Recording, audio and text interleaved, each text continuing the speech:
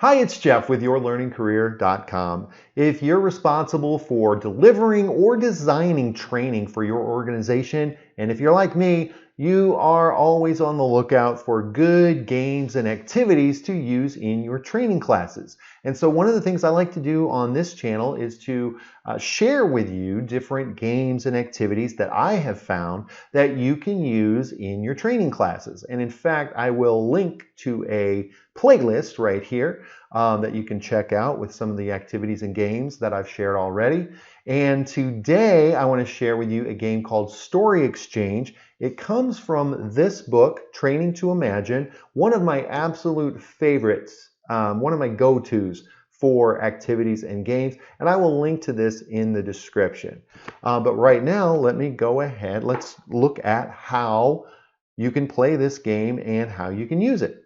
Story Exchange is a really fun game that you can use in a variety of settings. So before I show you how to play, let's actually look at that really quick first. So what are some types of classes that you might use it in? Well, first of all, it's a great icebreaker. Any place where you might need an icebreaker, whether it's new employee orientation or any other kind of class or meeting, it could be great for an icebreaker. Communication. Now, this is actually where I first used it. I had a class where I was teaching communication skills, and I used this game as one of my activities for that, and it went great. It also teaches listening skills. So if there's any type of class where you want to emphasize listening, it's great for that. And something that comes to mind related to that might be customer service. So these are just some general ideas. Like I said, it's a very flexible activity. You could use it however you want. Now let's look at how to actually play it. One of the nice things about this game is that the setup is very minimal. So as far as supplies, you're only going to need some index cards and some pens, basically. And what you're going to do is you're going to number off your participants, and they are going to write their number on the card. So in this example, I'm using the number 8. So as I go through this example, I'm going to refer to the participant who got number 8, just to help you kind of see how it all flows. So anyway, they get the index card, they put in their number on it, their assigned number, and then they're going to think of a story that they are willing to share. And when I say story, I'm not talking about anything complicated. We really actually only want them to come up with a story that will last about a minute, minute and a half. So that's the time limit for this story. So it's not going to be some big, long, drawn out story. And it can be anything they want. It can be, what did you do yesterday? What did you do for the weekend? What was your last vacation you went on? You know, it can really be whatever they want. It just, like I said, it just needs to be something that they can share within about a minute to a minute and a half. So they're going to think about their story, and they're going to be ready. They're going to be sharing that story with someone else. So you're going to pair them up, and one person is going to start, and they're going to share their story. So again, I'm using the number 8 person as an example. So they're going to share their story. They're going to talk for about a minute, minute and a half. The other person is only going to listen. They are not going to ask questions. They are not going to comment. They are simply going to listen. After the first person has gone, the second person will tell their story. And in this example, we're going to say that this person's number was number 9. But it could just as easily have been number 1, 2, 3, 4, whatever. You know, it just depends on how they pair up. But that really doesn't matter. Okay, so once each person has shared their story with the other person, the next thing they're going to do is they're going to swap cards. So the number 8 person is going to get that number 9, and the number 9 person is going to get number 8. And now that is your story. This is the part, this can be a little confusing for them, but basically what they need to understand is your story. So number 8, for example, your story is not that story you just told. Your story now is the story you just listened to. It's the story you just heard. So now, as the number 8 person, I am now going to tell the number 9 story, and I'm going to tell it like it is my own. So I'm not going to say, oh yeah, Sue went to the beach. I'm going to say, I went to the beach, even though I really didn't. And Sue, my partner in this example, she's going to talk about whatever I told her. Okay? Now, we're going to find a new partner. And again, I'm going to tell my story, but this time I'm telling the number 9 story.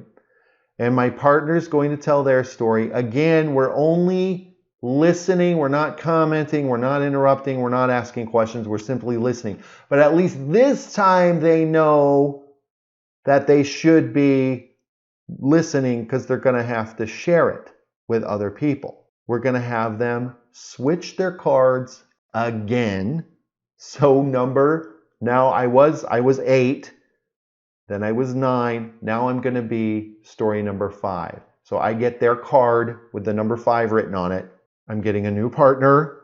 I'm going to tell the number 5 story. They're going to tell their story, whatever number they're assigned. And one more time, we're going to exchange cards. So I'm going to end up with the number 10 card / story. And yes, people are going to grumble. They're going to say, what? Are you crazy? How many times are we going to do this? And that's okay. This is it, though. This is the last time. So once we've exchanged cards, we're now ready to get in our group and share our stories.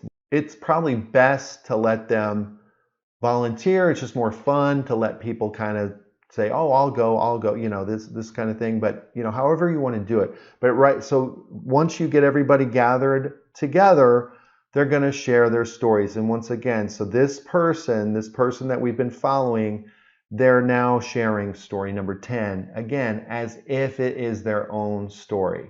And at this point, we are still, we're not commenting on the stories. Okay, we're going to let each person tell their story that they ended up with to the rest of the group, but we're not going to make any comments or anything yet. We want to wait for the debrief. Once everyone has shared the story that they ended up with, we are ready to debrief. And so what I have here are some questions that you could use for your debrief. Now, do you have to use these exact questions? Of course not. Depending on your class, you might think of some other questions to use, and that's totally fine. But these are some to get you started. I do love this first one. This is always a fun one. Did anyone not recognize their story? And most of the time, there will be someone, like because somebody just spaces out or whatever, and they end up just making something up because they weren't really listening. And it actually helps make your point, you know, if you're talking about communication and listening. So that's something you can use. This is also where you can start asking them, what were some of the changes that you heard? And this gets fun. And then you start hearing, well, yeah, I never said I went to Hawaii. I said I wanted to go to Hawaii, but their story somehow ended up, they went to Hawaii. So that's fun to hear and talk about. And then you start getting into the skills that we're trying to focus on. So you might then start asking about, well, what are some of the things you could have listened for?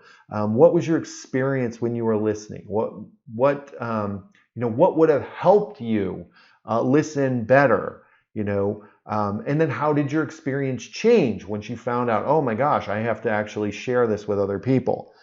And then how can we become more skilled at listening? So these are all questions and you're building to get them to think about, you know, how can I be a better communicator? How can I be a better listener, or whatever it is you're trying to get them, wherever you're trying to lead them. So these are just some ideas for debrief questions. But like I said, it's a really fun activity. It is something you'll want to practice explaining it a few times, because yes, it's a little confusing, but really it's just like telephone. I mean, basically it's just instead of whispering the same story in a circle, you're swapping these cards to get to different stories. But it's that kind of thing. And it's a lot of fun, and it's just really fun to kind of hear how the stories morph and change into other things.